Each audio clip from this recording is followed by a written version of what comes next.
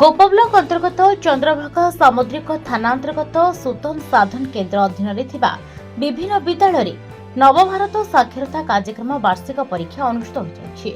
सुतन उच्च प्राथमिक विद्यालय साधन केन्द्र में 20 जन, मलियातुठ प्रकल्प प्राथमिक विद्यालय 5 जन, तरकोर प्रकल्प उच्च प्राथमिक विद्यालय 5 जन, टिकोना प्रकल्प विद्यालय 5 जन, बाली कपिलेश्वर उच्च प्राथमिक विद्यालय 5 जन, 18 ରୁ 80 वर्षर व्यक्ति को नहीं आज एक 100 मार्क बेस लाइन वार्षिक परीक्षा करा जायथिला।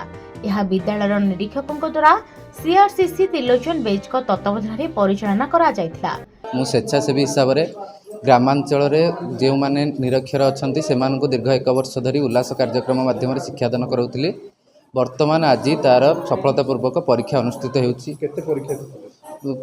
प्राय 40 परीक्षार्थी एवं आमर ये सुतन यूजीपीएस क्लस्टर स्कूल रे परीक्षा देउछन। सुतन उल्लास परीक्षा दउतली मोर मासाला ये करतली परीक्षा दबारु भल लागिला किंतु बहुत खुशी लगुची। आ ये उल्लास जानटा ही भल लोक मानक व्यवहार भल देखौची। दीर्घ 1 वर्ष है नवभारत साक्षरता कार्यक्रम उल्लास 2 जन स्वेच्छासेवी द्वारा विभिन्न ग्राम को जाई से पाठ पढ़ाते। आज 40 जन शिक्षार्थी मो यही सेंटर सुतन यूजीपी स्कूल रे आज सफलतार सहित वार्षिक परीक्षा दौरान। आज्ञा ये सुतन स्कूल को आसलु आम पाठ पढ़ुलु वर्षे है। आज से पाठ आम संपन्न होगापी जाऊँ।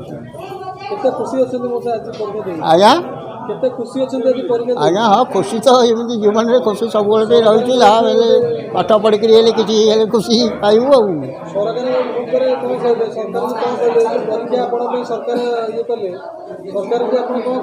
आम सरकार को धन्यवाद जनाऊँ। कोणार्करू अरुण कुमार विशाल रिपोर्ट, हिरांचल लाइव।